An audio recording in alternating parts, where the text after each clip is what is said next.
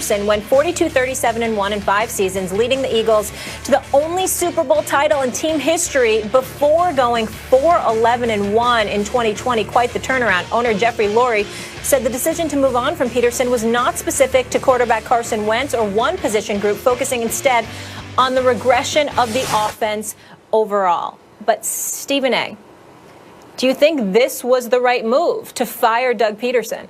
I do not. I do not believe that. I think that when you've been to the playoffs for the last 3 years, you missed the playoffs for the first time in 4 years, you delivered the first Super Bowl championship in the entire franchise history just 3 years ago, and you're let go. I think that you deserve a little bit more latitude than that. That's just my personal opinion. I understand Jeffrey Lurie. I know him a little bit, and I respect the hell out of him. I don't know if I agree with this decision. I think that Doug Pederson earned the right to come back and make amends for an absolutely atrocious season. And there's no way to get around that. His relationship with Carson Wentz was a factor. I do not believe Jeffrey Lurie when he says that Carson Wentz played no role in Doug Pederson's demise, because obviously with the commitment that's been made to Carson Wentz and how you're stuck with, with a $59 million hit in the event that you let him go or whatever. This is what he's going to count against the cap next year. That's a tough position to be in, and I think that you got to find a way to make it work. I understand the thinking. I just think that if I'm the Eagles, I give Doug Pederson an opportunity to make amends. He's widely respected in the National Football League, particularly as a play caller. He's not deemed clueless or anything like that. It was just a bad year, and I think that he should have an opportunity to make amends for that. Unfortunately, that's not the case, and I think he's the fall guy when obviously some people would say it should have been Howie Roseman. Some people would say it should have been Carson Wentz. I just think it was the wrong move to make when it comes to Doug Pederson. That's just my personal opinion. Pederson had to go. He had to go.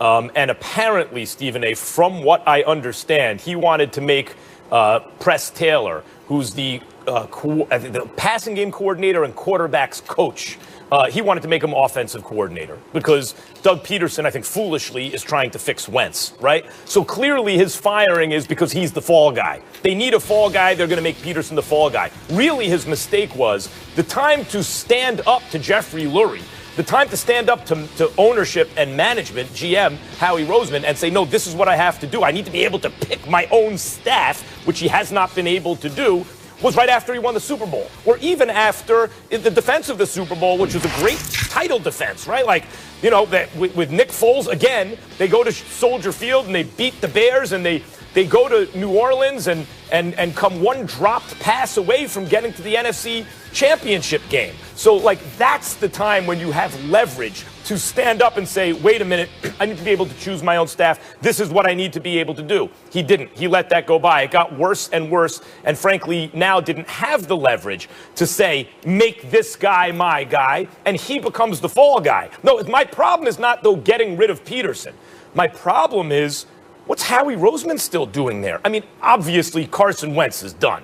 I can't, sit here and seriously argue, no, they need to stick with Carson Wentz. Why is Pederson the fall guy? What has Howie Roseman done? He has Arcega-Whiteside over DK Metcalf. Is that what he's done? Rager over Justin Jefferson. Is that what he's done? He hasn't selected a Pro Bowler in the draft in half a decade. And the cap is a mess. Their whole cap situation's a mess. So why isn't Roseman gone at least with Pederson, if not before him? And Stephen A., Jeffrey Lurie should know better, as you know from your time in Philadelphia. He weighed in, backing McNabb in a fractured locker room, the TO thing. And by the way, that was the right thing to do, I think. I think that was the right thing to do. McNabb is the greatest quarterback in franchise history, but they did finish 6-10 that year. And taking sides, even if it was the right thing to do, maybe it wasn't smart in that moment, but at any rate, that should have informed him what that can do to a locker room. This locker room clearly prefers Jalen Hurts. And what it seems like is that Carson Wentz wields a lot of power to the point where the coach becomes the fall guy. I think Pederson should have been gone. If you want to argue, so should Roseman, so should Wentz, well, then we agree. But Pederson had to go. I'm not going to disagree with you about Roseman and the points that you made. I'm going to sit up there and say this to you. If Pederson, first of all, I think you were wrong about the leverage that he had when he won the Super Bowl. If he was never allowed to pick his staff, And as a result, that was the staff that was assembled by Howie Roseman and Jeffrey Lurie and those boys. And that's what won them the Super Bowl. Why would Pederson suddenly have leverage for winning the Super Bowl when they could make the argument? No, it was because of the staff we surrounded you by.